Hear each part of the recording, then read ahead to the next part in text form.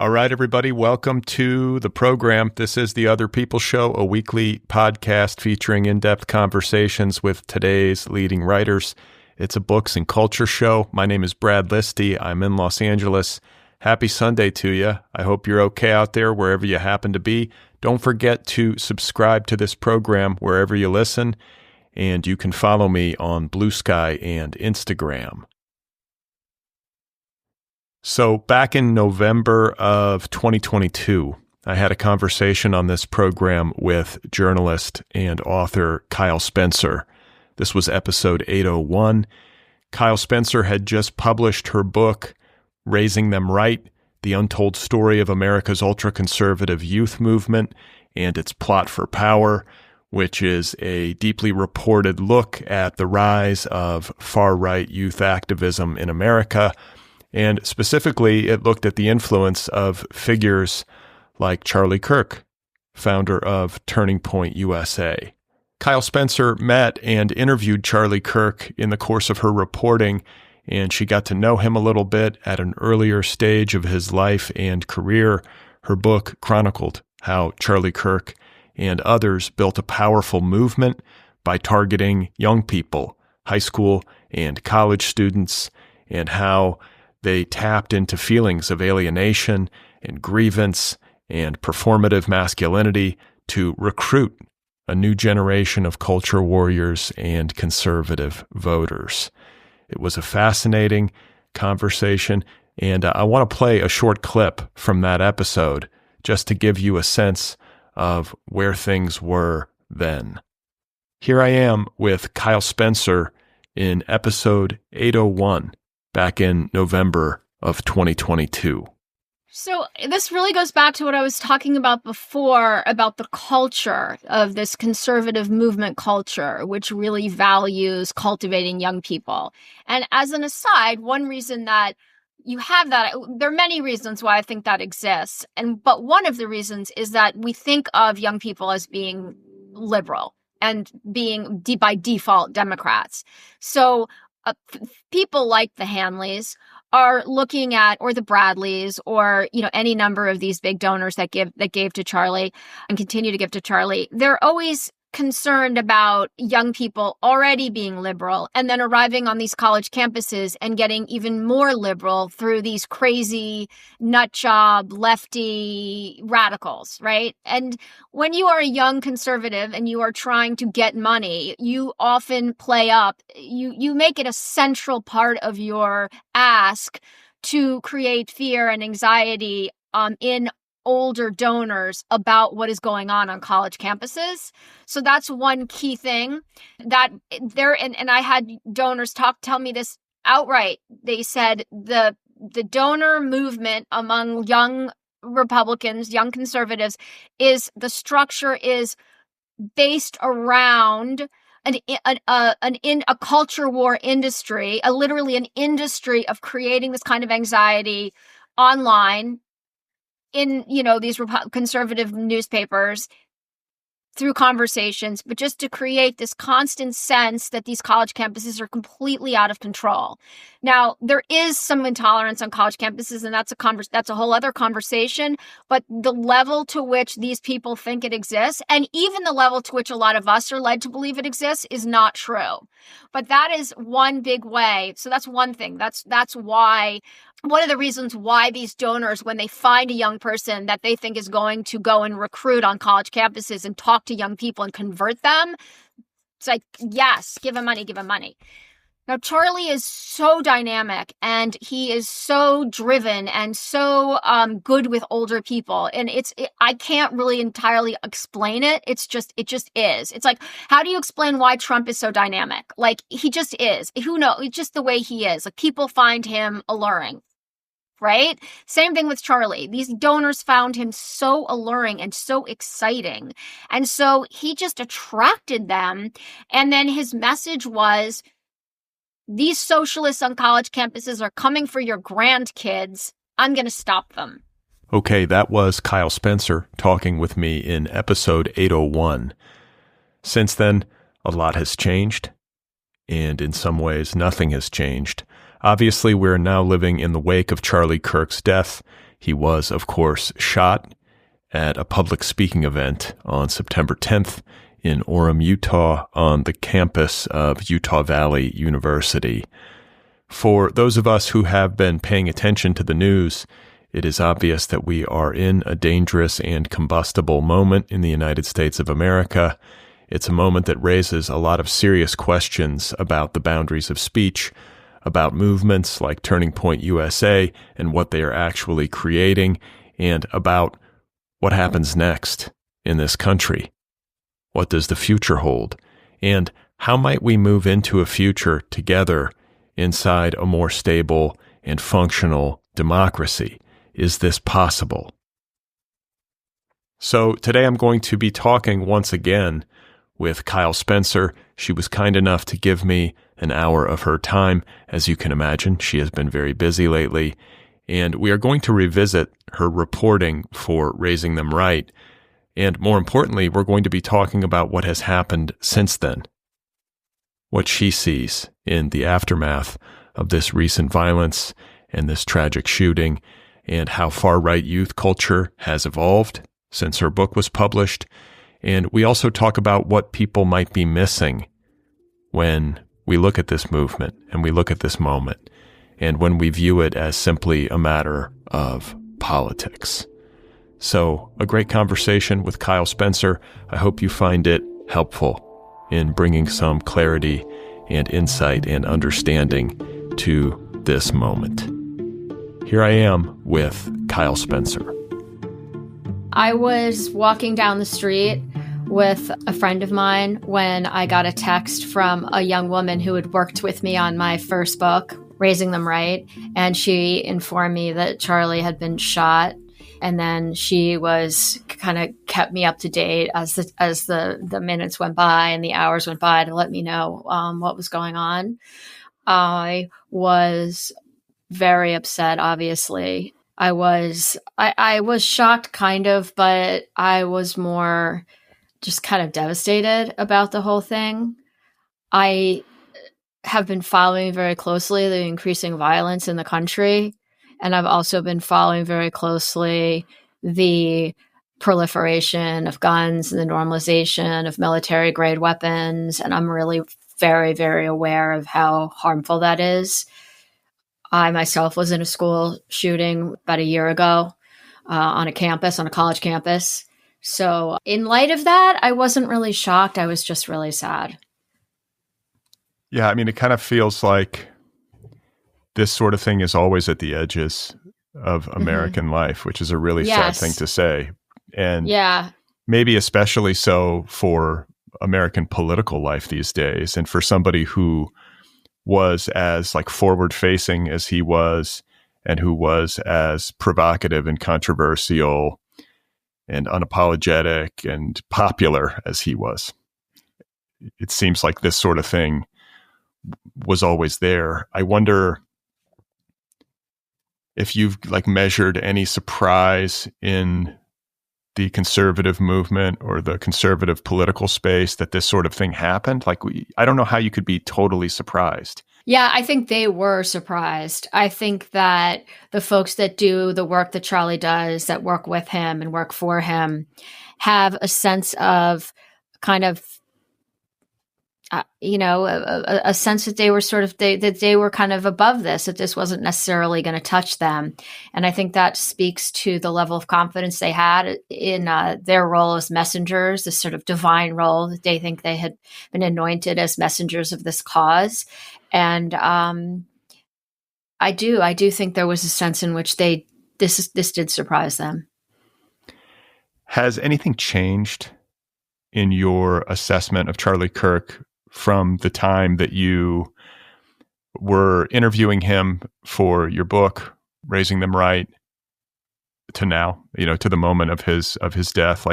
Have you watched his evolution over the years, and has your opinion changed? So when I first met Charlie Kirk, he was in the very beginning of his rise to prominence. He was still very interested in talking to the press. He had not reached the kind of mega fame that he had when he passed away.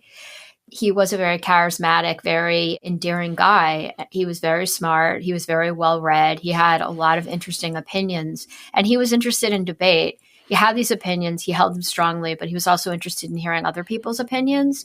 So when I first met him, the first couple times I met him, even though I disagreed with a lot of his ideas, I actually kind of liked the guy. As time went on and he became more and more conservative and then really kind of extreme and radical, and became less tolerant of other people's views, and I think a little angrier and more openly angry, it was harder to relate to him. The last time that I talked to Charlie, I had a real sense that he was I was scared. The kind of rhetoric that Charlie and his team were using, I found to be really kind of scary. And I think that's kind of where I left off with him. And then as time has gone on, I've seen some of the rhetoric kind of heighten even more. So 2 questions, like when was the last time you spoke with Charlie, and what was, like specifically, what was some of the kinds of rhetoric that you were hearing that was alarming to you? It was the sense that he wanted to take over American culture with this vision, this kind of Christian right vision, and that he was not willing to stop at politics, that he wanted to infiltrate education, entertainment, the news. So it was this sense of how much he wanted to push something that I thought was really kind of anti-democratic, how much he wanted to push that, and how driven and ambitious he was and how big his empire had already become, that there was nothing really that was going to stop him. So that was really what I found to be, alarming. And how long ago was it the last time you spoke with him? Yeah. So the last time that I had spoken to Charlie was in October 2020, shortly before the 2020 election. And at this point, there was already a lot of conversation around a potential steal of the election. And this was something that the folks in his world were talking quite a bit about. At the time, when I spoke to Charlie, I was trying to persuade him to give me close access to him as the election got closer and closer, to follow him around the country, because he was on a constant travel, very, very intense travel schedule. And he did not allow me to do that. And I did end up talking to a lot of other people in his network who were very close to him many times after that. But he told me that he didn't trust journalists, which had really not been what he had told me before. And he also told me that he had this sort of unfettered vision for what he wanted to do, and that he knew God was on his side. And that was, knowing how much drive he had and knowing the types of things that he wanted to do, seeing his kind of unshakable conviction, it was a little freaky. Yeah, there's a quote that I underlined from you where you say Charlie Kirk was one of the most ambitious, arguably the most ambitious person that I have ever interviewed. Yes, absolutely. Absolutely. And that was part of his power. And I would see his team working, and it was just unbelievable how hard they worked. Charlie would talk about leaving everything on the field during each of the elections that he worked, and talked about, not sleeping, not eating, going everywhere. And I watched him do that. And I think when you saw the types of things that he believed in and ambitions he had, the right-wing ambitions for the country that he had, knowing that he had that level of ambition and drive, and also the sort of other geniuses that he was a really formidable enemy for the left, and sort of like a much more powerful enemy, I think. So he was an open supporter of the Second Amendment, open carry, gun culture. I mean, that's all very much like in line with right-wing politics. And he was very outspoken about it. And he was also the purveyor of some really like hostile and even bigoted rhetoric. And I'm wondering if you consider his death and the way that he died and feel that he and the movement that he was a part of bear any responsibility for what happened to him. So I can't really speak to that, and don't feel comfortable speaking to that.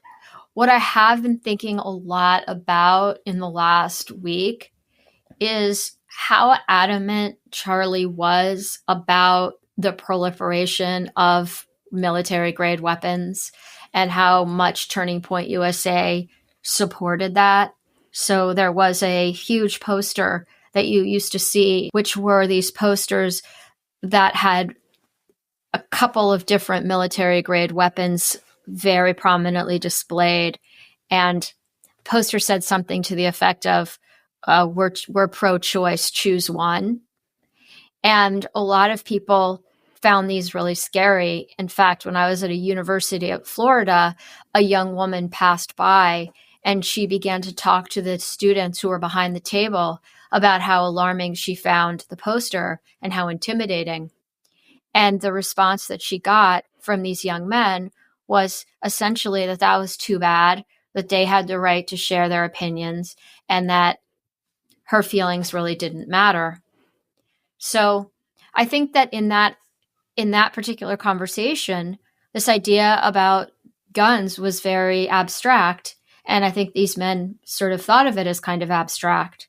But obviously, as we know, with the number of gun deaths that we've seen on college campuses, inside schools, all over the country, the idea of whether or not you support the proliferation of guns is not an abstract thing. It's very real.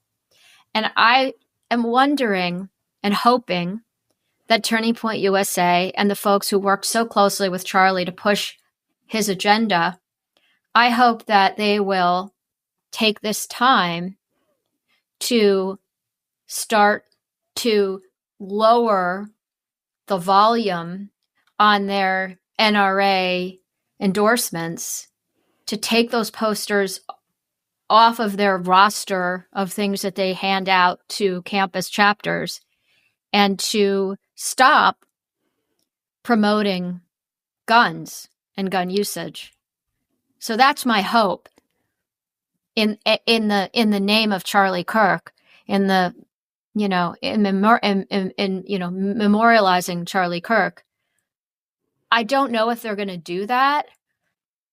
I do, though, have a hard time imagining that they are going to push forth their comfort and their glorification of guns as much as they did before. You would hope not. And, I want to say I was reading in the aftermath of the shooting that Utah had passed a gun law allowing for open carry on college campuses. So it was legally permissible for somebody. That seems astonishing to me, that you could be on a college campus and somebody could just be walking around with a loaded weapon on their belt.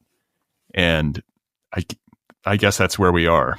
Yeah. So, interestingly enough, the reason I decided to write my book about the young right wing and about Charlie Kirk and Candace Owens and the other large players in this field was because of the campus carry movement. So that the legalizing of guns on campuses was something that the young right pushed very hard through various gun rights groups. And one of the things that those groups did in order to curry favor and to curry support for the proliferation of guns on college campuses was to put these tables out and to share with members of campuses, students on campuses, why it was so important for someone to be able to have a gun on campus. So that's called the campus carry movement.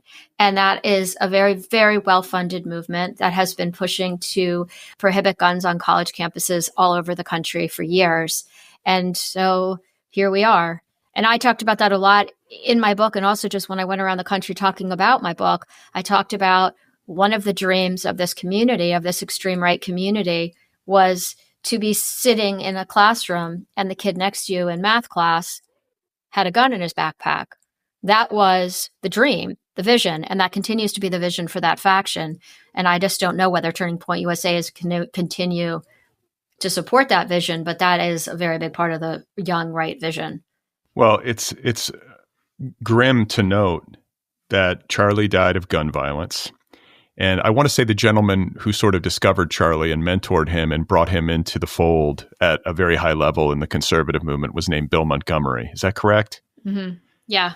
Bill Montgomery died, if I have the dates correct, in July of 2020 of COVID. And that was, the height of the COVID-19 pandemic. And I want to say it was a month or two after Mike Pence had written his infamous Wall Street Journal op-ed saying that there wasn't going to be a second wave and that the pandemic was just like a bump in the road and it was in the rearview mirror.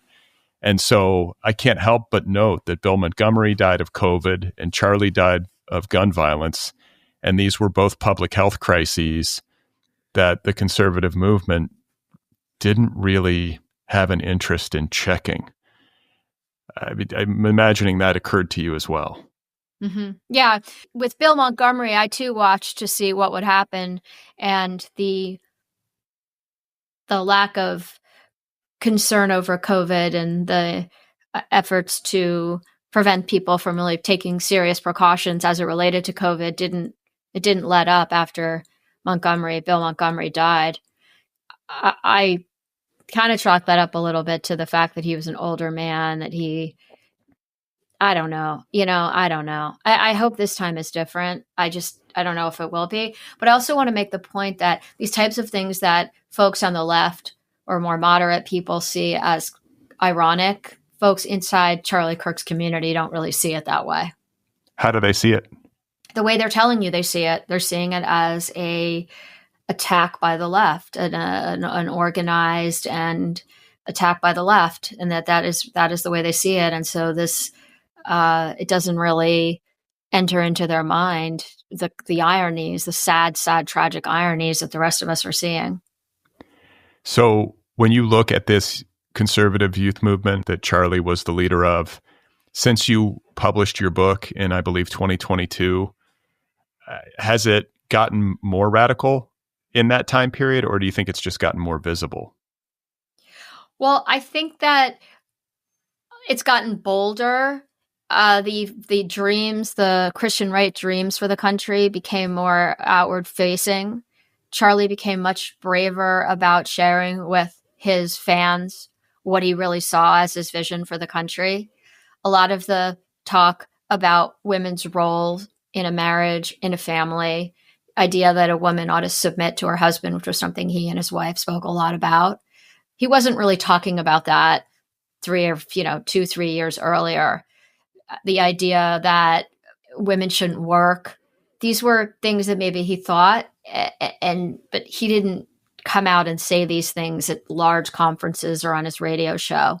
So what I found most fascinating, though, and I think this speaks to his brilliance, was that as Charlie got more radical and extreme and really divorced from any moderate position and even from a lot of reality, right? At a time when more and more women are making more money, more and more men are really struggling to make money, more and more marriages include women who are making more money than men. Like, even when all these realities were changing, Charlie was pushing a story and a vision that was very outdated and very unrealistic and out of reach for a lot of people, not to mention very offensive to a lot of people. But as he was doing that, he was also growing his following. So he was getting more extreme and growing his following at the same time, infiltrating much more moderate realms of students. And that's interesting because it sounds kind of counterintuitive. Yeah, I've thought a lot about his appeal and the growth of his appeal and the way in which he was able to be effective at amassing this following. And I think so much of it happened online. And I think these videos of him debating people were extremely effective and were, obviously very carefully curated. Is that how you see it? Were there other things happening that I'm not aware of that were really effective in helping him to organize? I think there was a bunch of different things that made him appealing to people. And I think the very fact that there were multiple different entry points for him was also another way that power he had. So I think that he had a lot of rage. He had a really very strong feeling that white men were the victims of racism, and he was angry about it. And he was not just angry in the abstract. He was angry at certain Black women who he spoke ill of. He was angry at recipients of diversity initiatives or beneficiaries of diversity initiatives. He was very angry at anybody who supported trans rights. His rage was very real. It was very out there. It was very open. And I think for young men who are also very angry, it was appealing. So there was that. So it was like, I have the rage, and people who are enraged really connected to that. And then you had another aspect, which was that he was very actually, and I think this is not really what people think about with him, but he was actually quite empathetic. He has made these comments about how he did not believe in empathy and he thought it was kind of a lefty, kooky thing. At the same time, if you really listened a lot to his podcast, he spoke a lot about issues that were hurting men. He talked about depression. He talked about suicide. He talked about excessive gaming. He talked about pornography addictions. He gave a kind of tough love to young men, but it was really based on a concern for them. And so I think that empathy for the plight of a kind of lost young man was also a way that he appealed to people. I also think he appealed to people because even though they didn't necessarily see this vision that he had for this very, very rigid traditional family, even though that was out of reach for a lot of people and maybe not even that interesting. I mean, a lot of his fans, women, worked and intended to work, even though he advised women not to work once they got married. But I think that he was talking about a time that was emotionally easier between the sexes, between men and women, where things were a little more clear cut and where roles were easier and more defined. And even if people didn't want to assume those very rigid roles, even his fans didn't want to assume those very rigid roles, there was something comforting about, almost like fairy tale-esque, about listening to someone talk to you about them. So I think that was another of his appeals.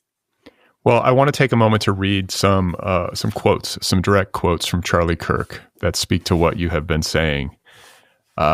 Here's one quote. He said on January 3rd, 2024, "If I'm dealing with somebody in customer service who's a moronic Black woman, I wonder, is she there because of her excellence, or is she there because of affirmative action?" Here's another quote, this one from August 26th, 2025, not too long ago. And this was in the wake of the announcement of Taylor Swift and Travis Kelce's engagement. Charlie Kirk said, quote, "Reject feminism. Submit to your husband, Taylor. You're not in charge." He also said in September of 2024, responding to a question, I think at one of these events that he would do, these debate, kind of open debate events, that he would support his 10-year-old daughter. He would not support his 10-year-old daughter in wanting an abortion if she had conceived a child because of rape. He would make her deliver the child, is what he said, at age 10. Another quote, "The American Democrat Party hates this country. They want to see it collapse. They love it when America becomes less white." This from March of 2024. And then one final quote, "The Great Replacement Strategy, which is well underway every single day on our southern border, is a strategy to replace white rural America with something different." This is all out in the open. And as I, read these quotes, what occurs to me is like how normalized this is and how abnormal it would have been just a few years ago for anyone of his stature in American politics to be saying this stuff unapologetically, openly. It's just so blatantly racist and misogynistic and just outside of what used to constitute the mainstream. So it's very striking how mainstream this sort of attitude and viewpoint has become. Yeah, I think one of the things that Charlie did that was very cathartic for a lot of people was to voice feelings that they had and rage that they had been told they weren't really allowed to voice. So fear that somebody is replacing your job, fear that, Black people are trying to take over the country. These are real fears that people have. And some of them have them very openly. We think of those people as kind of rednecks, right? That was rednecks that have those views. But Charlie was saying, hey, if you secretly have that view, or you think you might have it, or it sounds like a view that might help you to explain some of the reasons why you're not getting ahead, come at it. You embrace that. You please share that, feel that, let's get behind that. And again, these were ideas that were okay if you were kind of a redneck, but not if you were a college-educated white guy. But Charlie was saying you could be a college-educated white guy and say nasty things about the Black woman behind the CVS counter. So, yeah. And, I mean, I think that was kind of part of his appeal, is that he would say these things. And oh, I know what I want to say about Taylor Swift. I think Taylor Swift was a great foil for him because Taylor Swift was in charge. Taylor Swift is in charge. Taylor Swift has more money than Charlie. Taylor Swift was more famous than Charlie. And that was very agitating to him and irritating. And that allowed people to see women in their lives who are more powerful, to see men see women in their lives who make more money and are more powerful and better educated and smarter and have their stuff together, in more ways than these young guys do. He gave them a model with his relationship with Taylor Swift, which was like, this is how you can treat these women. This is how you should talk to them. This is how you should think about them. Don't worry when you see a really competent woman in your midst who's making you uncomfortable. You just need to remember in your mind, or maybe you should just tell her, you're not in charge. It's really sick. But it also makes a lot of sense, why that would be appealing. Yeah, he also was very open in his bigotry toward the LGBTQ community. He once said in April of 2024, quote, "We need to have a Nuremberg-style trial for every gender-affirming clinic doctor. We need it immediately." So again, not hiding at all the bigotry and openly targeting a vulnerable, and a very small subset of the American community. Yeah, I mean, that's what I think is really, again, if you were a person that he related to, he had a lot of empathy for you, a tremendous amount of empathy. If you were a white guy who felt like you were being replaced, he had nothing but empathy. And that was very real. I want to be clear. His empathy for those people was very real, and they felt it, part of his popularity. But if you were a transgender person who was really struggling with your identity, or if you were a person of color making your way in a country that is still very racist, he had no empathy for you, no empathy whatsoever. And he actually had a lot of cruelty towards you and a lot of animosity. And that was just kind of like the dichotomy of Charlie Kirk. So when you talk about the rage in Charlie and this very real anger that he felt over what he considered to be anti-white racism and maybe the repression of white men in American life, where do you draw? I mean, I remember we talked about this on the show when your book came out a few years ago, and as I recall, Charlie came of age in a suburb of Chicago that was becoming more diverse, and maybe that was part of what formed him, like politically, and maybe formed some of his opinions about race and the place of white men in the greater scheme of things. Yeah, I mean, Charlie Kirk never said to me, my upbringing, the high school I went to, the way in which it was the demographics of that high school were changing. He never said to me, this is something that's really influenced me in life. However, I think it's hard not to think that it would have. This is somebody who was in a high school that had been mostly white. While he was at the high school, it turned and shifted into being mostly Black and Hispanic, mostly Hispanic. And he was a white guy who didn't really share a lot of the views of the other students. The students at the school were mostly Obama fans. They were very liberal, and they didn't have a lot of respect for him. So, and it's a hard thing to say, but he had a lot of struggled a bit. That was kind of sad. He struggled in school to have people relate to him.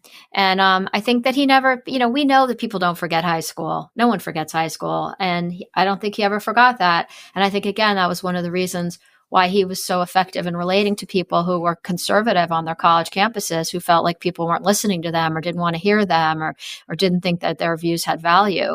He knew what that felt like. And he could share that feeling with them and let them know that he knew where they lived and what their feelings were.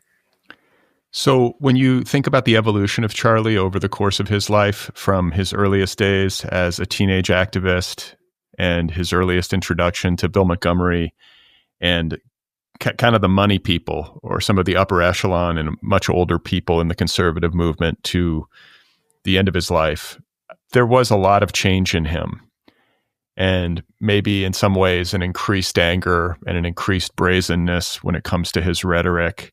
And maybe also some growth. You know, people are complicated. So I'm sure there was some growth too, and some softening in places, or more empathy towards men, or a deeper emotional understanding of the plight of men or something. But I'm just curious to know if you have any insight into the forces and the people who shaped him, because, you know, he was a guy who clearly had a lot of native intelligence and clearly did a lot of reading, at least in some spaces. I don't know if he read across the aisle, so to speak, but I think he was very well steeped in conservative ideology. And I'm just curious to know if there were people in his life, whether they were political or they were religious, who had a real influence on him as he moved through life, and if they were effective and influential in shaping his views. Yeah, so I think early on, Charlie was always religious, and I think that's an important thing to understand, that early on he was already in high school connected to evangelical church. So he had these, really was a kind of brilliant at developing mentors. He was able to identify people who he wanted to mentor him, and he was able to really engage them in real ways. So there were just so many conservative elders who wanted to mentor Charlie. So first, I think he was always looking for and found many, many right-wing Christians, pastors, leaders to share with him their visions, to share books with him, to share, you know, ways of viewing their Christianity. So that was one pool of people that had a lot of influence on him. Rob McCoy is one of the folks that he was one of the pastors that he was closest to, but there were many pastors that he was close to. And then you had a lot of the donors who came to him and wanted to give him money. And a lot of them were also fairly religious, fairly conservative Christians. And so that bolstered his passion for that cause and for the supporting of Western culture and Christian culture in America. So there were those folks. And then as he became more politically engaged, I think clearly Donald Trump had a big impact on him. I think that relationship was symbiotic. I think they both really got each other. I think that Charlie Kirk really understood how to communicate with people. I think Donald Trump has really understood that too. So there was a lot of back and forth. And folks more recently who spent time with the both of them said that their conversations were very back and forth of them trying to think talking strategy. And I also think J.D. Vance is, whatever you think of J.D. Vance, he's a really smart guy and a well-read guy and has a vision that's pretty intellectual. I think it can be hard for his folks who don't like him to see that, but I think it's true. And so I think that J.D. Vance actually had some impact on him. And then I want to say, in terms of impact, Charlie was a spokesperson. He was a fundraiser. He was a visionary. He was a strategist, but he wasn't necessarily a doer. He didn't do the work that the sort of everyday work. And that's not disparaging him. He couldn't do everything. There were so many people inside his movement that worked for him who did do the work, who organized, who galvanized, who put together whatever it was Charlie had envisioned. And I think those people had a lot of impact on him too, because they were able to bring to fruition whatever it was that he was envisioning. And they could bring in the sort of more practical side of like, well, if we want to get out the vote, this is how we should do it. Or if we want to talk to young people about X, this is how we should do it, and whatnot. So what do you make of the aftermath of Charlie Kirk's death and the ways in which the media has responded, the ways in which the media and political figures have been assessing his life and work? There's been a lot of consternation out there across the aisle in terms of how he has been portrayed. Ezra Klein, a kind of lefty New York Times columnist, called Charlie Kirk, quote, one of the era's most effective practitioners of persuasion. He also said he was a man who was, quote, practicing politics in exactly the right way.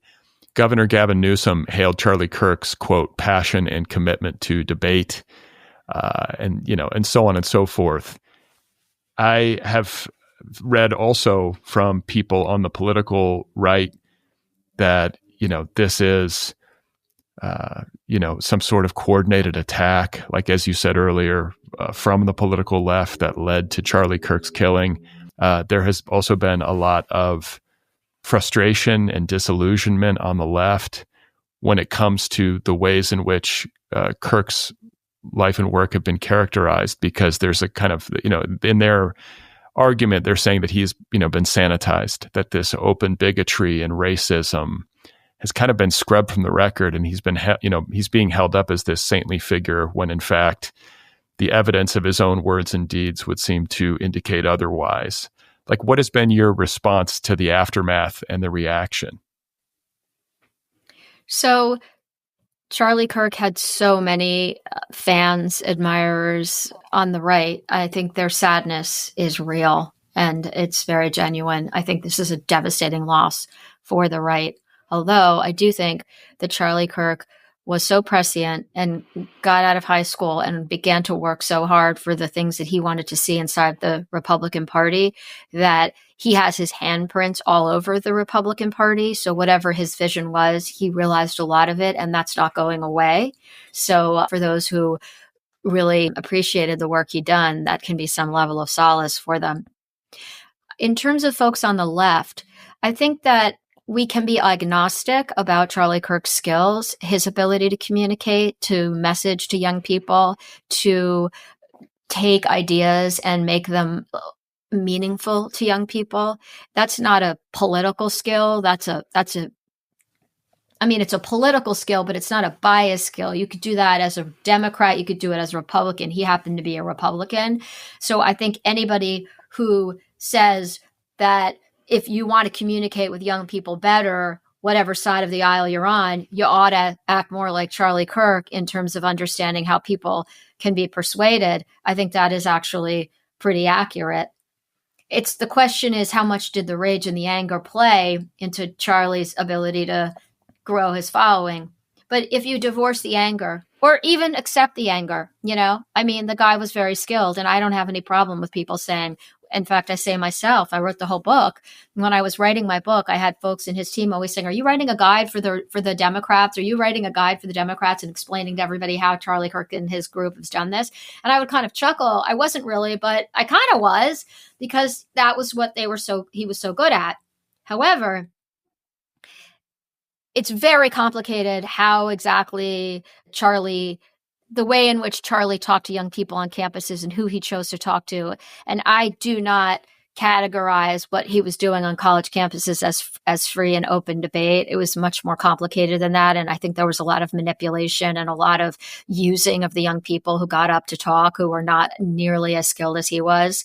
And all of those debates were filmed, and all of them, that any of them that could be of use to Turning Point USA were edited and slapped up online to grow the following and to make those people who debated him look like jerks and ignoramuses and people who didn't know what they were talking about and crazy and weird and wacko, and to just further the argument that liberals were a mess and nobody should agree with them. So I think that Ezra Klein and any of these other folks on the left who are jumping up to say, Charlie Kirk was a champion of free speech, have not really been paying attention. And I think it's very, very unfortunate that people who haven't been paying attention would have a big opinion. I think that speaks a lot to the era we live in. But I find it really kind of alarming. Also, Turning Point USA, one of the most powerful things it did on colleges' campuses was to have this professor watch list where it encouraged its students to identify professors who said things inside their classrooms that were not kosher to the right. And those professors were identified and slapped up on this website. And for many of them, being on this website, it really demonized them and ended up causing them to be doxxed, to be threatened. Some professors actually had to leave their campuses, go into hiding. It was it was really kind of horrible for them. And so to me, if you are a champion of free speech and you really believe in debate, that would not be one of your large and important projects as a head of an organization. So I have a hard time scaling this idea of Charlie as a big proponent of free speech and somebody who was whose organization ran this professor watch list. That doesn't make sense in my head. And I'm having a hard time imagining how smart people in America would be able to put those together and come up with an idea that this guy was a big proponent of free speech. And then I will say that I'll say this is what I'm thinking about a lot right now. There's been a lot of people on college campuses who have written pieces, editorials to herald Charlie's belief in free speech, knowing that he said things that were offensive, very offensive. So 2 or 3, 4 years ago, college campuses were filled with folks who had read things like White Fragility, who were very, very invested in diversity projects, who were working really hard to make campuses comfortable and welcoming to people of color. This was not just something they were interested in. This was a very, very intense mission and drive of these leaders of these college campuses, and they spoke very openly about it. And they had very little tolerance for people who did not support these diversity initiatives, and had very little support for racism, extreme offensive conversation. That was very, very real. 3 or 4 years later, we now have these people in these same leadership roles who are glorifying somebody who would say things that were incredibly offensive to students who represented diversity on their campuses. So what I want to know is, where is the moral compass? What do these people really believe in? Where do people stand up and say, this is what I believe in, and that's a definitive thing? Or is it just with a lot of the leaders of these college campuses, I believed in this today, but the wind of change has happened, and now I believe in something completely different, and I'm going to write an editorial about it and tell you how important that is to me? I find that not only disturbing, but for them, I find it embarrassing. It's kind of cowardly. It's cowardly. It's also just, it's really, I mean, you just have to ask yourself, like, who are these people? How do they live with themselves? Well, as we talk, we've just seen the Jimmy Kimmel get pulled off the air by ABC. So, it's not just the leaders of college campuses, but it's the leaders of these big corporate media companies who seem to be capitulating left and right. Big tech companies are doing much the same. It's disturbing to watch. Yeah, I mean, it's really disturbing to watch. And I think the question for a lot of us is, well, what do we do? How do you navigate inside a country where the leaders who were allegedly your allies are now capitulating and being accomplices in the taking away of your rights? And what do you do? And I don't know what you do, but it's really something I think every single one of us who doesn't want their rights taken away from them and doesn't want to see other people's free speech rights taken away from them, we all have to think about, well, where do we position ourselves now?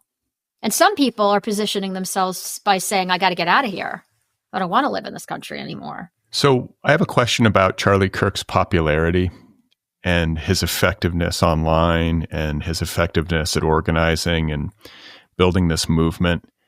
I think, much of it is owed to his skills as an orator and a community builder and somebody with this kind of charisma that was appealing to right-wing people or impressionable people. I'm wondering about the money, and if money is a factor, because there's often hand-wringing on the left that there is no counterweight to a figure like Charlie Kirk. I'm thinking in particular of talk radio, which was maybe more of a thing.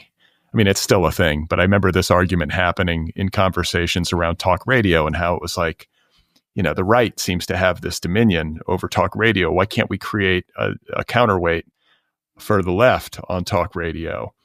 And I guess I'm just wondering if Charlie Kirk's huge advantage as an organizer among the youth for the political right had anything to do with how well financed he was versus maybe how well financed somebody trying to create something similar on the left would be.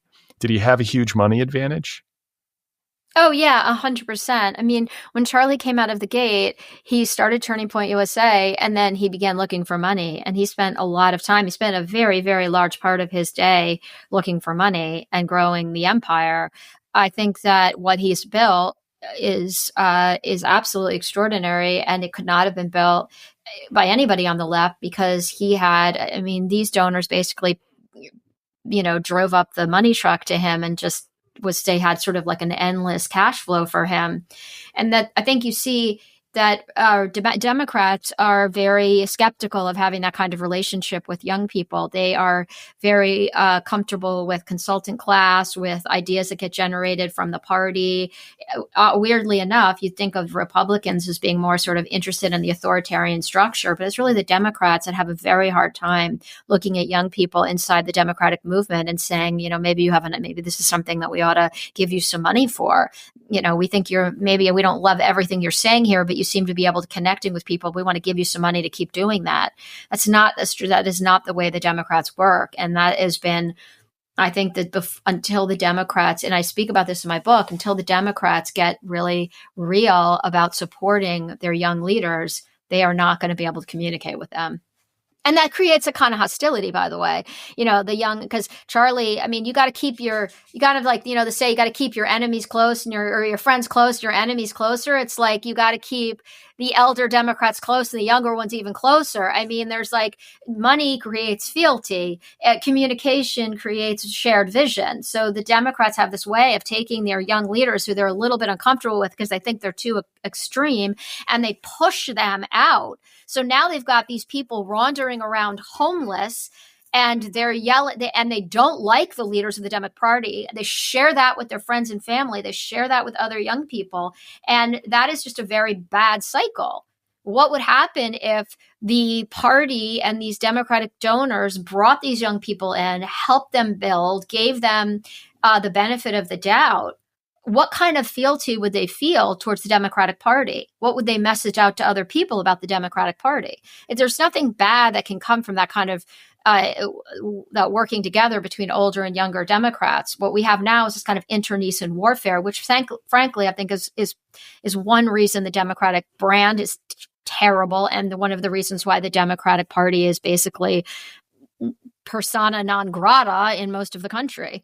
So when it comes to Charlie Kirk's movement in the aftermath of his death, obviously his wife has been front and center in a lot of the media coverage as his death is being mourned on the political right, and the funeral proceedings are underway. I guess there's a memorial happening maybe on the day that this episode is going to air. Did you know his wife, and do you see her playing a key role in the future of the Turning Point and the conservative movement? So I saw Erica interacting quite a bit at conferences and inside the movement and with young people. I don't think I ever sat down and had a conversation with her, but I followed her very closely. And she was, the two of them were sort of towards the end growing a kind of ministry, or Christian ministry. She has a online daily Bible reading business that she was growing, that he was very proud of and promoting quite a bit.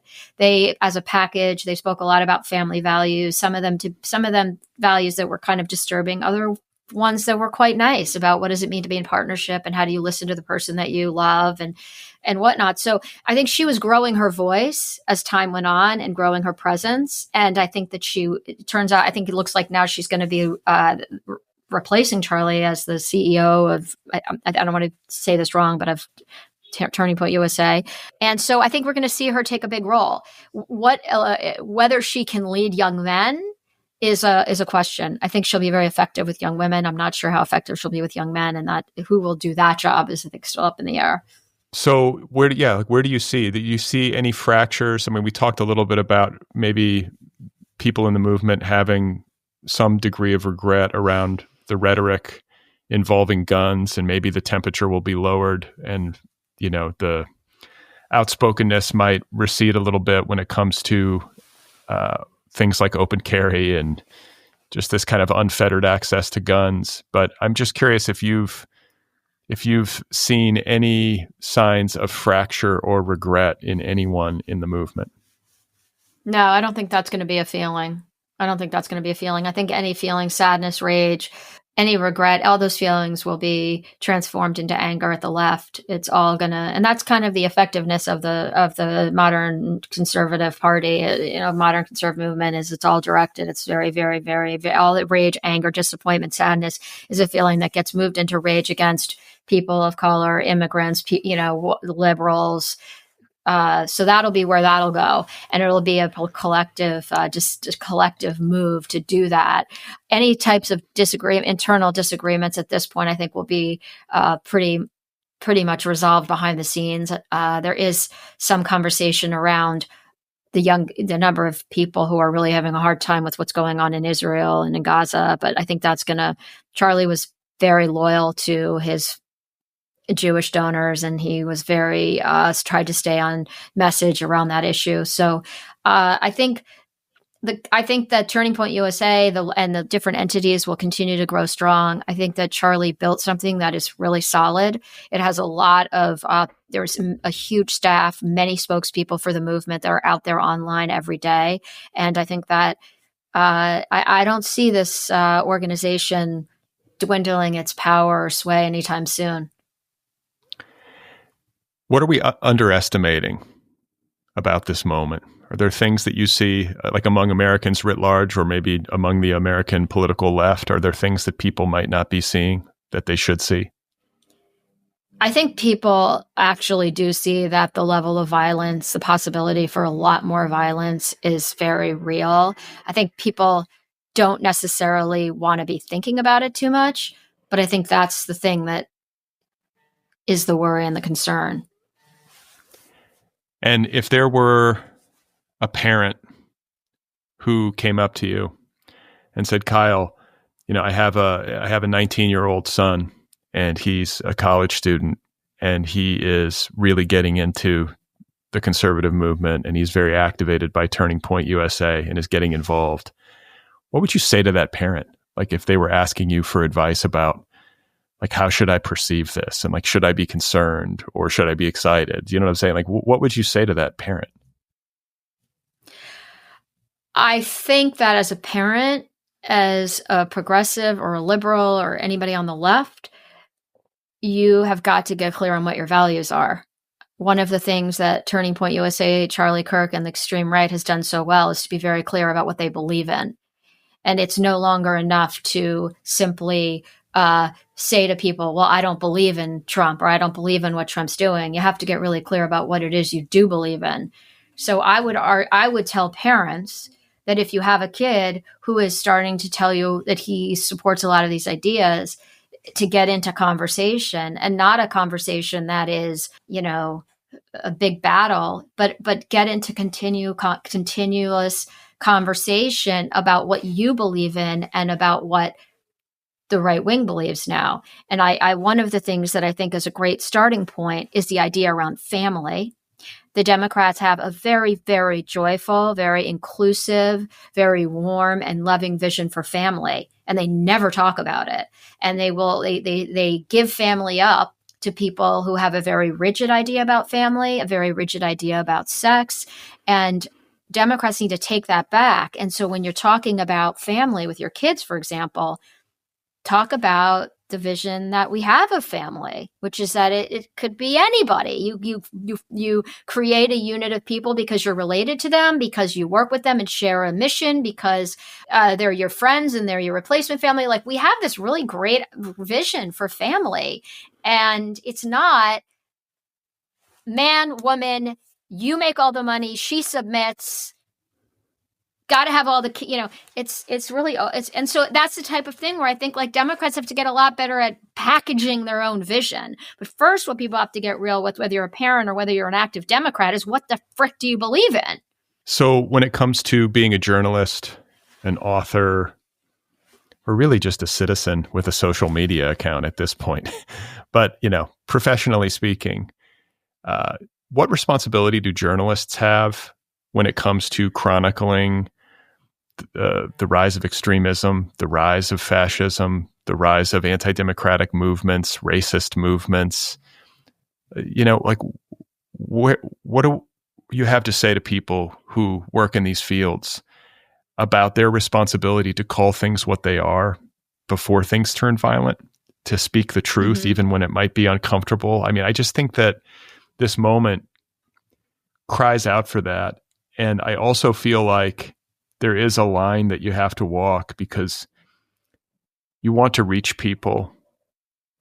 You want to try to speak truth to power and say what's really happening without maybe turning people off or somehow creating an even more combustible situation. It's delicate work, but I think it's necessary work. And I just like to hear you speak to that.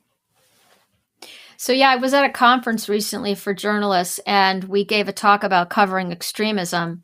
And many of the young people who spoke to us about the job of doing that told us that they were in communities where they wanted to write about the rise of military groups, paramilitary groups, or white supremacist groups, but that they had a conservative audience that they were speaking to, and they wanted to know, how do we talk to them about this?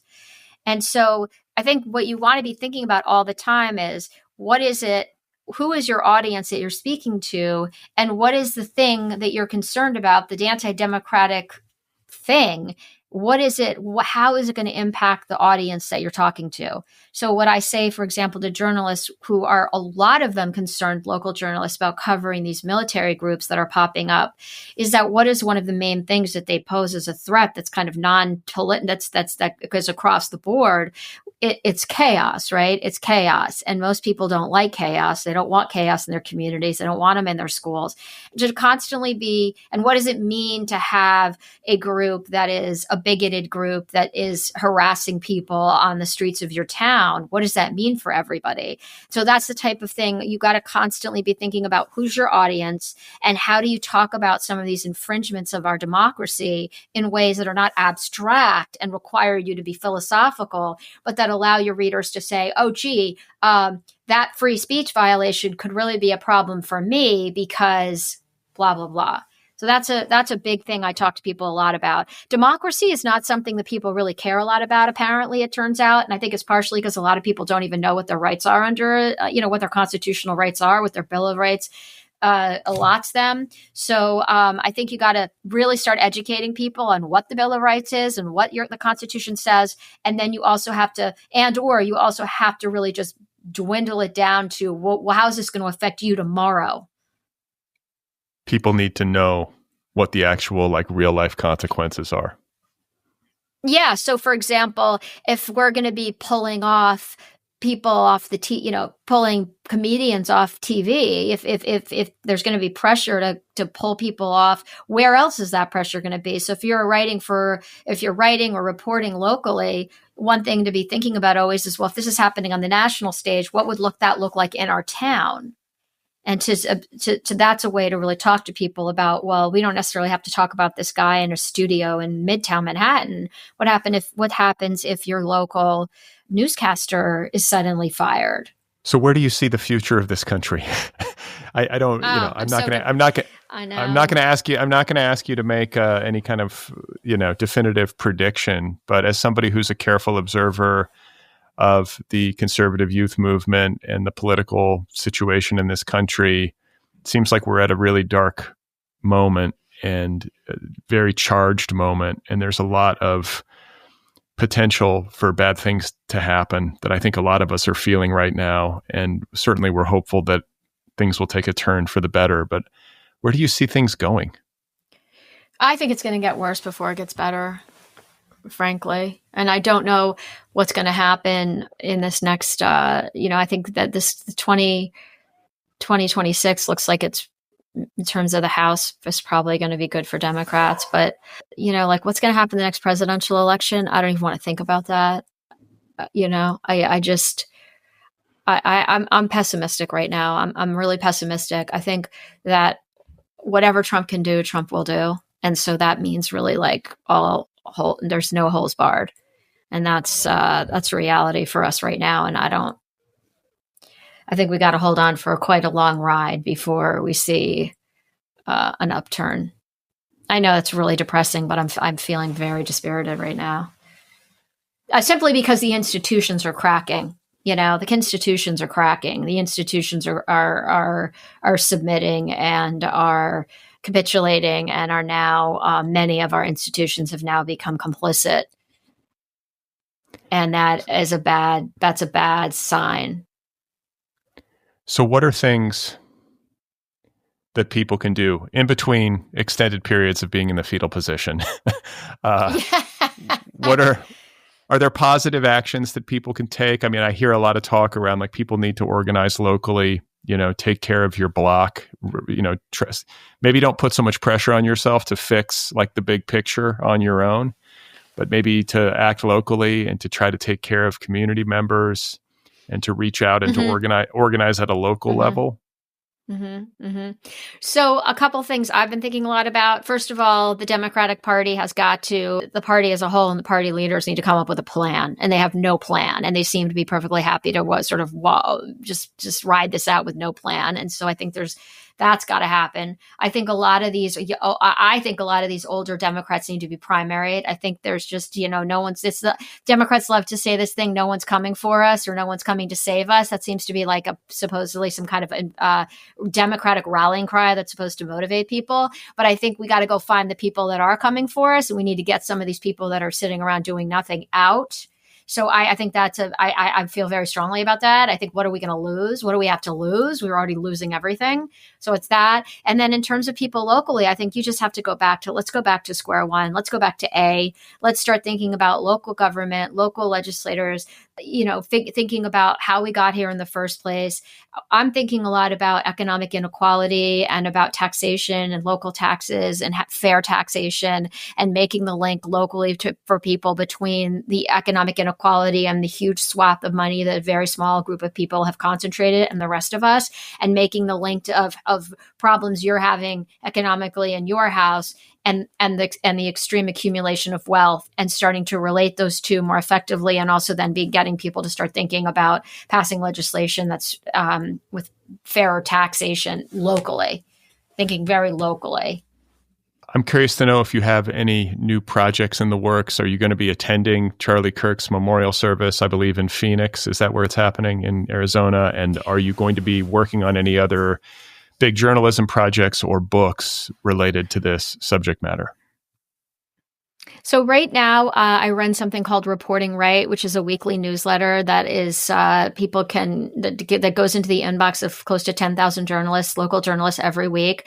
And Reporting Right helps journalists think about how to do pro-democracy journalism, which is to try to filter some of these concerns that we have through a prism in which audiences can really understand. So that's one of the projects I do. And then I also run something called the Pro-Democracy Information Lab, which is very similarly a nonprofit that works to help communicate pro-democracy ideas to the larger public. And that can look lots of different ways, but it's sort of, I'm constantly taking on projects that help that move forward. I mean, everybody has to do what they can do, and journalism and communication is where that's my skill. And so that's what I'm doing right now.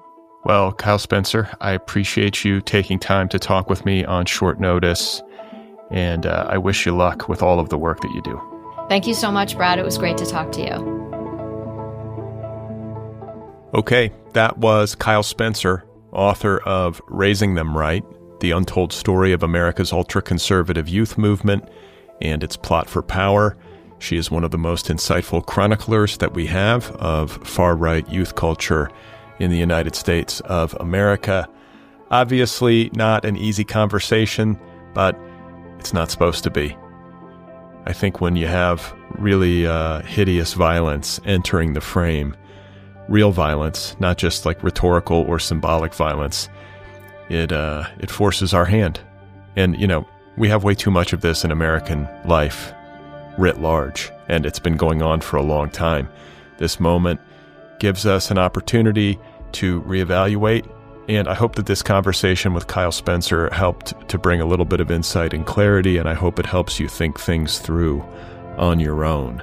Kyle Spencer is the founding editor of Reporting Right, which is her weekly newsletter. She is also the CEO of the Pro-Democracy Information Lab, a 501c3 that aims to help news organizations reach larger audiences with pro-democracy news. Over the course of her career, Kyle Spencer has written for New York Magazine, The Washington Post, The Atlantic, Politico, and many other national outlets. You can find her online at kylespencerjournalist.com, and you can follow her on Facebook and Twitter. Don't forget to subscribe to this podcast. Be sure to hit that subscribe button. You can follow me on social media. I'm on Instagram and Blue Sky. Sign up for my weekly newsletter over at bradlisti.substack.com, and you can support this program at patreon.com/otherpplpod. If you want to get an Other People book club membership or get an Other People t-shirt, you can do that at the show's official website, otherppl.com. And if you want to check out my new company, it is called Deep Dive. It specializes in the creation of in-depth audio courses. The debut course is called How to Write a Novel. It features more than 50 hours of insight and instruction from nearly 40 of today's most celebrated contemporary authors. So it's an outstanding resource. Check it out at www.deepdive.audio. And last but not least, a quick favor. If you listen to this program regularly, if you appreciate it, please give this show a rating wherever you listen. Spotify, Apple Podcasts, etc. Rate it and write a little review if that's an option. It helps the show find new listeners. All right, so I'll be back in a couple of days with an author interview. I can't tell you who it is yet. It's TBD. It's a cliffhanger, but I should be back on Tuesday with a brand new episode. All right?